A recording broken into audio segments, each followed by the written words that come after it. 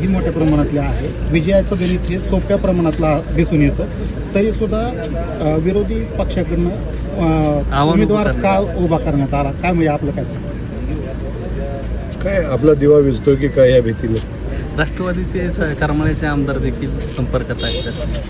बिलकुल सगळ्यांशी माझे संबंध खूप चांगले आहेत. या मतदारसंघाच्या विकास कामाच्या संदर्भात मला येतात, सगळे भेटतात, मुख्यमंत्री महोदयांना भेटतात.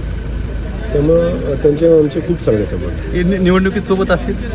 आता तुम्हाला जर ते फॉर्म भरा आहेत तरी पण मला विचारतं की सोबत आहे का नाही, म्हणजे अवघड काम आहे. भाऊ, खरं तर करमाळा तालुक्याचा विचार केला तर रश्मीदेवी बागल यांचं नाव सुद्धा आघाडीवर होतं आणि त्यांच्या नावात सुद्धा विचार होईल असं करमाळा तालुक्यातील जनतेला वाटत होतं. बिलकुल पक्षाने त्यांच्याही नावाचा विचार केलेला आहे आणि भारतीय जनता पक्ष योग्य कार्यकर्त्यांना योग्य ठिकाणी संधी देत असतो. त्याही नाही योग्य ठिकाणी संधी मिळेल. सध्या भाऊ, एक दिल्ली येथे जंतर मंत्रीचं आंदोलन सुरू आहे. नीट पेपरच्या परीक्षेची पेपर फुटी झाली त्या संदर्भात आता त्या ठिकाणी धर्मेंद्र प्रधान शिक्षण मंत्र्यांचं राजीनाम्याची मागणी होते.